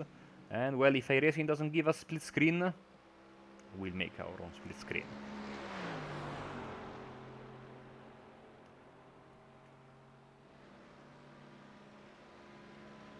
So the Craze fight has maintained the gap so far. I mean, or not maintain the gap, sorry, but maintain the lead. 4/10 of a second to Palmer. Palmer, is he waiting? Is he wait? Oh, there's a spin ahead. I hear tire squeal. I think it might be Kim Behate. I will get the pronunciation of that name right. Behate. Yeah. Either him or Ollie Slade. Let's see. So this is I think Sorry. it was post-stage, yeah. This is late, but it was coming back on the oval in NASCAR 1 and 2, and The Hate was further ahead. Oh, well, he had his own issue, but that wasn't the tyre score we had. a tire squeal is a very, in the world of iRacing, is a very powerful sound effect. Like tires squeal much more in iRacing than in real life. And yeah, so I think we have no fight for the other class leads. I see here Henk, which is the leader. By the way, his debut race, and he's about to bring home the class victory. He's quite a bit ahead. You can see almost 12 seconds, maybe more than that, on Dries Mujdi as Neil Cooper goes for a little bit of a ride in the daisies. It has to be said, Sam, of course, as expected, after the initial chaos, this is a great series with great racing, and the driver standards have improved massively from the first 15 laps or so. So beautiful second half of the race. Justin Ager also is, enjoying a nice, smooth, possibly debut win in his class. And of course, if Ben Palmer jumps Danny Cross, he too will have a debut win in his class, and of course in the overall, whilst Danny Cross, I don't think he's ever won a race, maybe, but of course he's a veteran presence of the championship. Well, only 4 more minutes until we find out. Anyone who knows if Crows has won a race so far? We should know let us better. Who won Silverstone last year? That wasn't, or last, yeah, well, it was last year, season as well. It was a rev match driver, or was it a Meraki driver? Oh, I don't know. Oh man, It we was should know again. It was the last race. I mean, we can't remember the last race that happened. Come on. Something I wanted to say also. Welcome back to Steve Claes after his unbelievably unjust ban for the Porsche qualifying gate. He's back sadly due to iRacing Esports Network policies. His picture will not show anymore. And we are very sad. But it will be always present in our hearts. It is a great picture. You will see it on Sunday, so don't worry. Yeah, yeah, of course. Hendrik de Grey, well, we've had a lot of screen time for Hendrik. He's had pretty much a season's worth of screen time because, credit to him, he's had an entertaining race, and that's pretty much all we ask for from the drivers, to have a good race. He's still fighting with Kevin Boland. How many minutes have we got left? Not many. 2 laps to go, I think. 2. Yeah, so 2 laps to go. That is quite simple maths, thankfully. Even if these two do take each other out, Forsyth will still be able to force another lap himself. Forsyth catching, by the way, not enough. You wonder what Forsyth could have done, actually, if he hadn't started from 10th place. Lewis Ward as well was, I guess he maybe had a few corners of slipstream or something in the really early stages, lost it though, and then has kind of just fallen away ever since then. Those two, not quite the pace of the top 2, who have really been superb so far. Of course, a reminder, what happened to Martin van Liesnoord? Made contact, I believe, with Danny Crows. PJ Claessens. Or PJ Claessens, apologies. When fighting for the lead on the opening lap of the race, smashed into the wall on the entry to the pit lane, and that was his day done. So Van Liesnoord, who won 10 out of the 12 races from last season, has already retired from a race this season. It's his first retirement I can remember ever from him in this series, apart from when he had a connection error at Zolder a few months ago, I believe. Why and do then, we of course, remember the demises of the drivers, but not the good moments? I don't know. To be fair, it's quite easy to remember when Van Liesnoord hasn't won, because it hasn't happened many times, to be honest. By the way, thanks to Anton Dupan, because he has checked for us, and no wins in his career for Danny Cruz in this championship. 1 win for Van Loozenhoorn, 1 for Warner, and 1 for Van der Slick. As the white flag flies in the air, Sala Blanca in Daytona. So, it's now or never for Ben Palmer. If he wants to win this race, he's got to take the lead soon. He's not taking the lead here, though. And around this part of the circuit, obviously, it's quite tricky. He's almost within range, though, for an overtake into the horseshoe. He thinks twice about going to the inside. He almost dips the wheel onto the outside, in fact. Oh, they're so However, close. he's staying right nose to tail, and this is a nice position for him to be in. We saw a superb ending to the Apex Racing League GT Championship, the American GT Championship last season, and it did seem on that occasion that if you were in a GT3 car, you wanted to be the second car coming out of the bus stop. Now, will Palmer be the second car coming out of the bus stop, or will he go for a move going into the first bus stop? The opportunity is there for him because he is quarter of a second behind. The traffic ahead of them isn't going to influence them. That's Thijs van den Bergen. Also, Kevin De Winter miles up the road. Irrelevant in this narrative, but he's going to win the first round of the series. As Ben Palmer goes to the outside, he thinks of going to the inside. He goes to the outside again. He looks to the inside and again and again and again, but it's just not opening like a door glued shut, which Danny Crows is shoving in Ben Palmer's face. However, he's still got an opportunity through NASCAR 3 and 4. The gap 0.3 of a second on this final lap of the race of the opening round of the season in the Dynamic Simracersworld GT Championship. He's coming. Here comes Palmer. He's for the coming last for time him. in this race. It's Mercedes versus McLaren. It's Crows versus Palmer. Who is going to take the first win of the season? It's neck and neck. It's going to be close. They wreck out. However, it doesn't matter one bit because it's Danny Crows who wins. Ben Palmer in second place. James Forsyth on his debut finishes in third. Lewis Ward in fourth. And Ashley Beard will finish in fifth place. Will Hank be able to hold off Boland? Yes, he will. Any other changes? Bentham versus Musselwhite. I think Bentham's going to finally be able to win out on that one. Nasia is going to win the bronze category. It doesn't matter if he beats Hawkins or not. That will be enough for him. 11th place. Brilliant result there for him. Top of the silver drivers, of course, was P7 for Lewis Hank on his debut as well. What a finish, Marco. What a finish. I mean, for a second I was afraid of a repeat of the real-life Daytona 500 with, well, the first two cars crashing and the third car winning. Thankfully for both of them, they were able to get past the start-finish line. I want to see that lap again because there was some NASCAR-style blocking on the backstretch. It was quite exciting. I don't know how the stewards will view that. As the other drivers are coming on, we showed, and we are 1 for 1 finally, at least for the start of the season. All the 3-class winner cross the start-finish line. Massive congratulations to everyone. Let's get a replay of that final lap. I want to see it again. As we had a problem for Kevin Boland here, by the way. So was this the final lap? Lap 35, which was the last lap, yep. Okay, you can see. It's important that you don't have the overlay, so you can see the lap time. It's come into use for once. I want to see it again from the chopper. Of course, you will see now they are getting into the kink. No way to pass here, of course. I mean, we could watch this from the chase potentially and just pretend it's a drone. I'm sorry. I'm not breaking the golden rule of broadcasting. Oh, okay. That's okay. That's okay. No chase cameras, no cockpit views.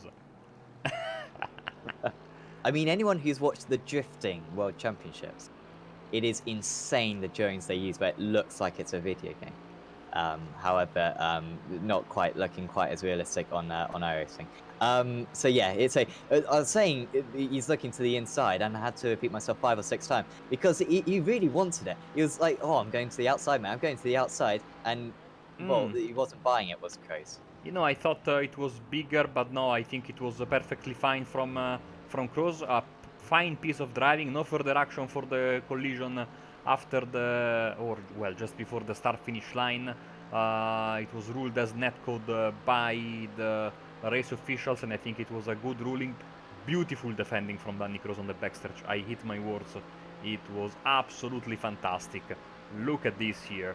I mean, this was as close as it gets. And that little bit of netcode, I tell you what, might have penalized Palmer, because I think he had a decent run. I don't know if it was enough to win, but certainly that bit of netcode really made his car unstable, and of course caused the crash that, well, in the end didn't change the final results, which, by the way, should be on your screens right now. Yes, and it's Danny Cruz winning out by 6.3 hundredths of a second across the line against Ben Palmer. James Forsyth on his debut, finishes in third place. Well done to the year one racing driver. Lewis Ward, a good fourth place for him. A couple of seasons ago, 3 seasons ago, he got three fourth places in a row to start off the season. Fingers crossed he repeats that fantastic repetition again. Ashley Beard, I'll be blown to smithereens if I get that wrong. I've been thinking for that one for a while. Fifth place, Tom Metherall, nice sixth. Lewis Hank was in seventh, top of the silver drivers as well. Really well done to him. Bob Byrne, a little bit of a distant eighth, but good points for him. Neil Cooper was in ninth, and Juice Mujdi rounding out the top 10. Justin Nager was top of the bronze drivers in 11th. Seb Hawkins was in 12th. Then was Nick Shermans, Sam Bentham, Stuart Musselwhite, John Tusting, Hendrik de Grave, Kevin Boland, James Hobden, Steve Castrop, Stephen de Wolf, Kim Bayhet, John McConville, Kevin De Winter, Thies Berg was 25th, and the last driver on the lead lap. By the way, Thies Berg went up 21 places. Nice job.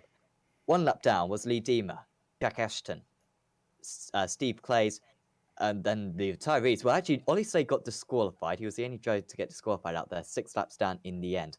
The other retirees were David Fuller, John Barnes, Stein Van Buell, Jeremy Hessels, Celeb Lavender, Craig Jones, Lee Woodburn, PJ Claysons, Matthias Tem, Ryan Walker, Stephen Van Opstal, Ronald Moons, Chris Moretta, Dion Phillips, Martin Van Loosnord, Adam Murray, Dan McCauley, and Ian Roots. I'm sure Ian, with his attitude to racing, he will be so annoyed. He'll be crying his eyes out, I'm sure. Unfortunately, we're not going to be able to get an interview with him. We are going to be able to get an interview. I assume this is going to be Danny Cruz, who has won, at long last, his first ever race in the Simracersworld GT Championship. Congratulations, Danny. Usually we go chronologically through the race. Let's go from the end, though. Just take us through that last lap, because that was incredibly close between you and Ben. Yes, yeah, thank you. Yeah, it was really close because I thought I had not enough fuel, and because I accidentally clicked on the fuel button, so I was like waiting all the time when there's a white flag, and then I saved like 2 seconds a lap, so I lost a lot of time. And then the last lap, of course, I had to defend for him for the slipstream because the McLaren is really fast on the straights. But I managed to crash over the finish line like a NASCAR style, so was fun. Definitely. And I mean, in the first half of the race, you and Ben were extremely close to one another. Were you thinking of sticking behind Ben? Because it seemed like Ben kind of led the first 15 minutes, then you led the rest of the first in. What position did you want to be in? Did you want to be leading, or did you want to be saving fuel behind? Yeah, I could have gone with just going in front and drive away, but I wanted to do fuel saving, also to help my teammates to know for them what kind of fuel they have to take.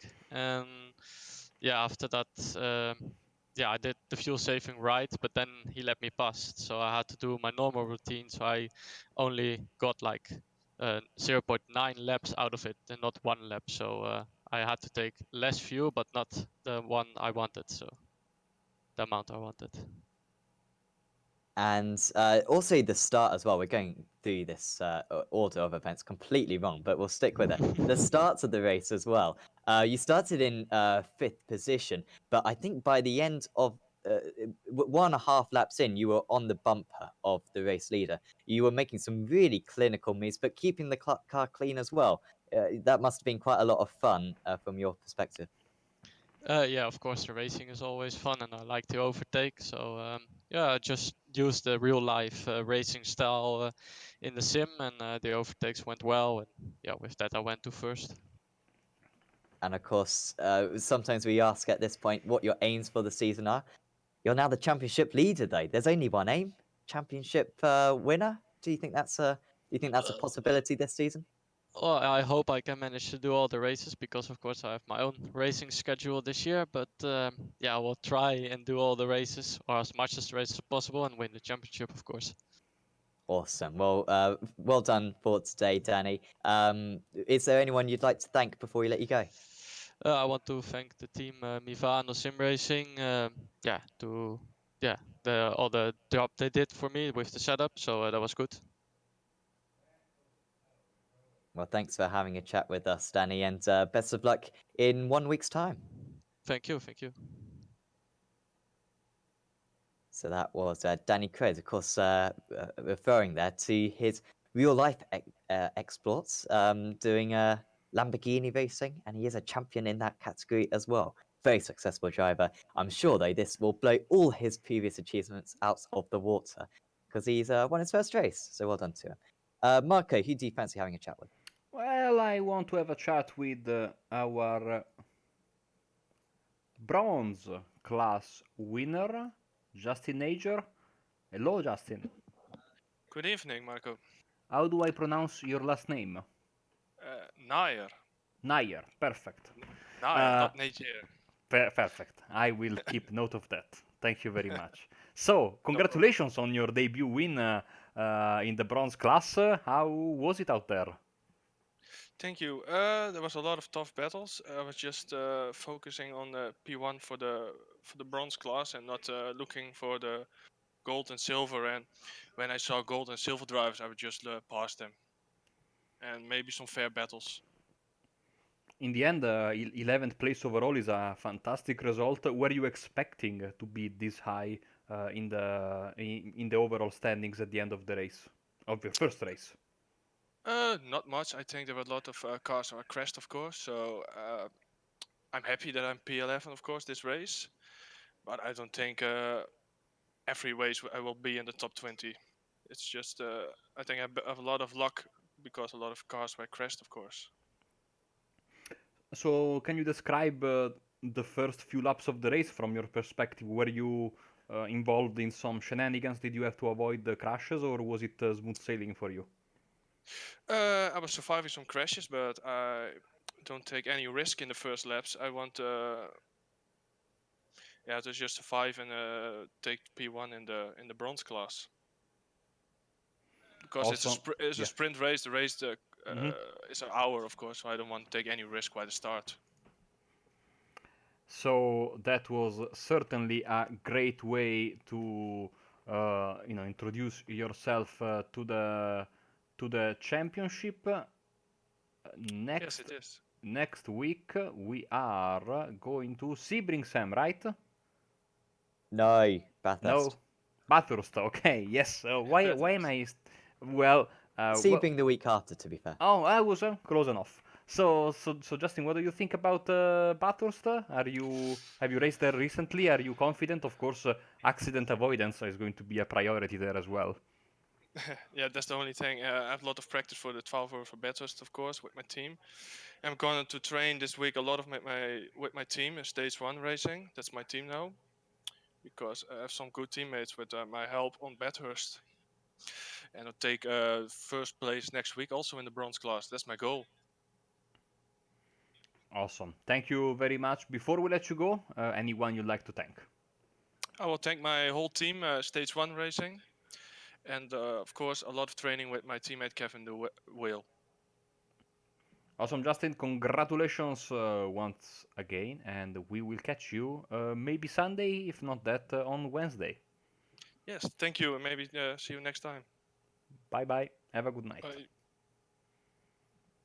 See, Sam, I'm also doing some public service, getting the pronunciation correct. Yes, so that was Naya? Nair. Naya. Okay, we'll nail that by the end of season. We've nailed this guy's name, James Forsyth, because he finished in third position on his debut as well for Year 1 Racing. James, congratulations. I mean, I guess you couldn't have wished for a better round one of the championship. No, I honestly couldn't. That was pretty unexpected. I mean, I went in expecting sort of top 10 based on the results of the media day last week. But yeah, I said I got third, and then my teammate Ashley Beard, he also got fifth. So we can ask for any better.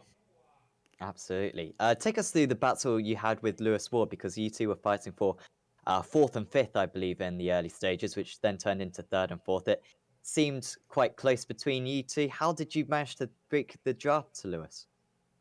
Well, I say at the start he was ahead of me, but I think I made a move fairly early on and got past him. I'm not entirely sure how the gap came about, but either he must have made a mistake or something. But so I think it ballooned to about 4 seconds by the end, and it was about the same before and after the pit. So yeah, it just broke. I was pretty happy with that. Definitely. And when you got to the final few stages as well, I mean, you were maintaining the gap pretty much to Kroos and Palmer ahead, and they were very close to one another. You must have been thinking, race win might be possible here if these two make contact. Yeah, I think I mentioned that to Ashley. I was sitting there, had a good show from behind them. I know they were battling quite hard towards the end. They were less than half a second behind each other at some points. But yeah, that was it was a possibility. But I mean, I'm more than happy with third. Absolutely. And next week we head to Bathurst. Have you got much experience around there from the 12 hours event? How do you feel about that quite unique circuit? Yeah, I say we were quite successful in the 12 hours. I actually was a team with Ashley Beard and Adam Murray, who were also racing the series.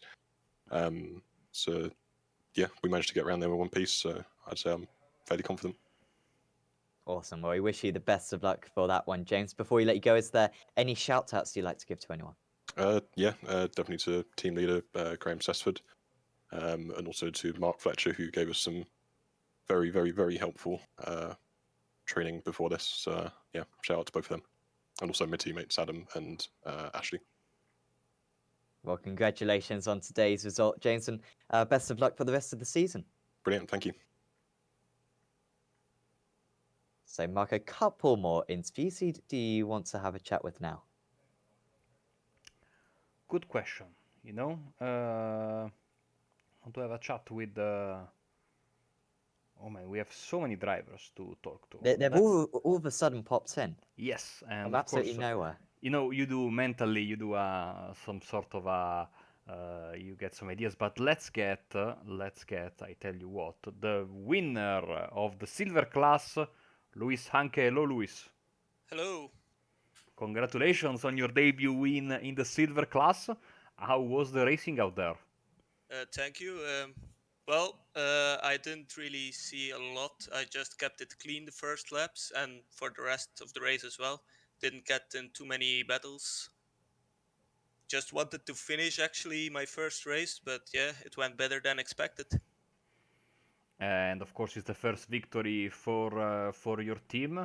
Also, a good sixth place in class for your teammate Hendrik. You know, did you feel that you know the Mercedes was working nicely? Of course, we have seen the McLarens go very fast, but you know, I think that the Mercedes is the best all-around car, and it proved to be decently competitive also here. Of course, one Mercedes won the Yeah, race. yeah, exactly. I think for me personally, Mercedes is the most stable car. I like it the most as well. I tried the McLaren a few times, but it likes to kill me a lot. So yeah, that wasn't ideal for this league. Yeah, of course. I just realized that Mercedes won all three classes, of course, but yeah, McLaren's seem to be very, very, very, very quick. And next week we go to Mount Panorama. Are you ready for the mountain? Yeah, I think so. I did the 12 hours with Ollie Slate from Fiercely Forward, and we had a solid fight with the SRW team actually, also in the Merc. So I think I'll be ready. Thank you very, very much. Before we let you go, Luis, anyone you'd like to thank? My team, Flemish Sim Sports, Kim Beheit, who's our sponsor as well, and especially Ollie Slate, who became a good friend of mine, and we practice a lot together. Awesome. Thanks a lot. Congratulations again, and catch you Thank next you. week. Yep. Well, Sam, your job has been made much easier now because we only have one person left in the waiting room. Yes, and we'll have a chat with Bod Boland, who finished in 8th position in today's race. Bod, congratulations from 14th on the grid, 8th place. Must be pretty good. You had a really good start out there. Yeah, evening guys. Really frustrating tonight. I threw my toys out of the pram. I was getting hit left, right, and centre. I think I got up to 5th after a few laps. I was going all right, and then somebody just dive bombed and caught the back of me, kept their foot on the accelerator, hit the front of me, give me a load of damage. And I got hit another couple of times after that, and it was just trying to get toes off people to keep me up there. Of course, we're kind of used to in this series starting off at like mid-30s track temperature and then it rising into the 40s. Today, I guess the track temperature maybe decreased a little bit. Did you feel the grip levels change at all during the race? It wasn't too bad, the grip. I didn't notice it getting any better, but obviously the tyres are going off the further you go into the race. I struggled from the pit stop onwards, but I was trying really hard after I got hit and I was sliding everywhere. So it is what it is. Still, with the amount of points that some of the other top drivers have lost, 8th place, pretty good for your championship. Have you got any kind of goals for the championship? You finished in the top 3 in the championship loads of times, of course, in the past. Is that the aim for this season as again? No, top 13 would be good. I don't know about top 3. After the start I had today, I thought I could have got a top 5, and there's not going to be too many of them this year because the field is too strong.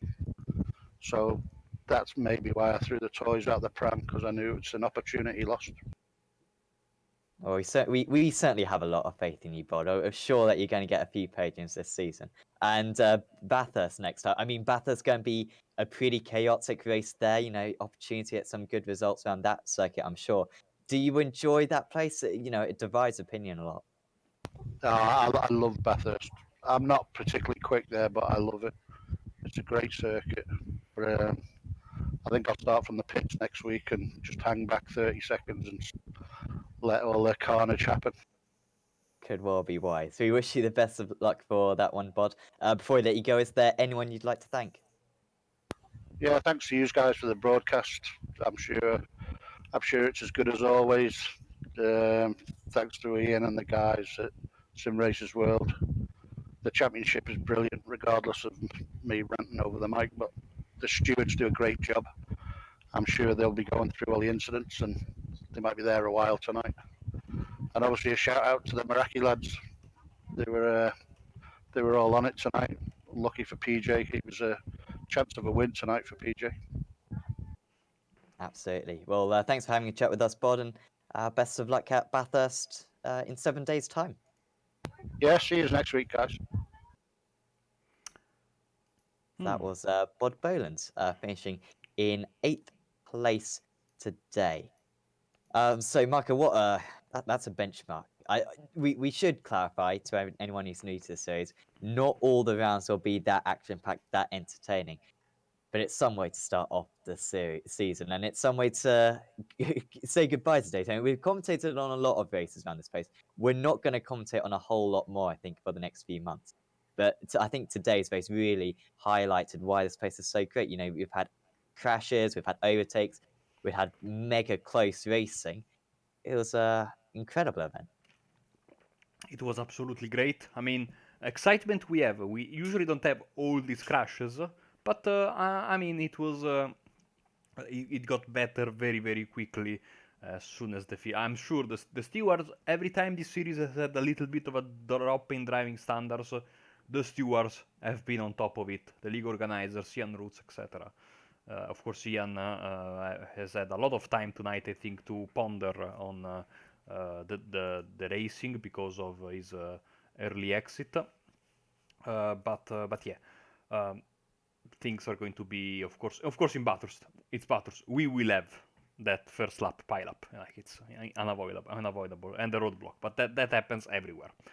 I want to point out that, of course, we have plenty coming, like you were saying, Sam. Just to be clear, tomorrow I think we are maybe off, or maybe we have a one-off event. Let me quickly check that for you. But then we will be back on the iRacing Esports network on Friday morning for us European, and that will be at 10:45 GMT. I can confirm you the time for the AOSC Super Series. And that will be, like you were saying earlier, from Mosport on Friday evening on our channel at 20 GMT. The IndyCar Series will make its penultimate stop of the championship from Watkins Glen.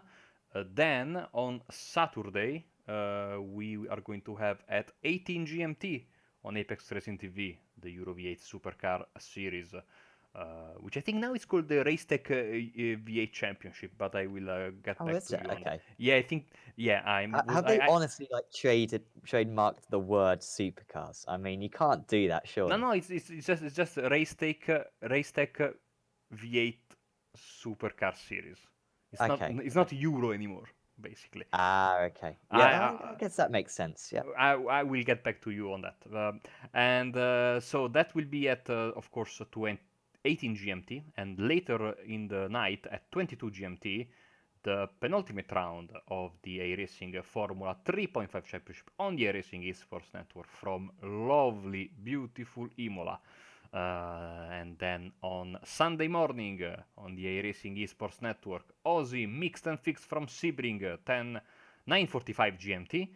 And then later that day on Apex Racing TV, of course, Simracersworld will be back, but this time it will be back with the Endurance Series starting at 1 p.m. GMT. As you were saying, Sam, we will be coming to you live from beautiful Road America, so plenty to look forward. Also, the Euro V8 round is on Enduro from the Nordschleife, so if you like your endurance racing, I think tomorrow morning we have also a decently long race. Friday morning it's a decently long race of the AOSC championship. So, I mean, it's plenty of good long distance racing, and of course you'll enjoy your quote unquote sprint racing with the open wheelers on Friday and Saturday, and I think also Aussie Mixed and Fixed will be back to their shorter format for Sunday. Lot to look forward to. It will be a pleasure to bring most of that together with Sam. So if you want to keep us company in this long weekend, we would greatly appreciate it, and I'm sure the racing will more than make up for our continuing annoying presence on these frequencies. Yeah, honestly, the racing is that good that you can put up with us. I mean, I'm sure, despite our drones, you enjoyed this broadcast. It was superb. The opening round of the Dynamic Simracersworld GT Championship. Of course, we'll be back next week for round 2 of the season. That'll be at Bathurst. You cannot miss that. 50 yards GT3 cars round Bathurst. We've seen it before. We'll see it again. We all want to see it. So certainly do tune in for that one. Same time next week. But from me and from Marco, we're going to say goodbye, and we'll see you next time.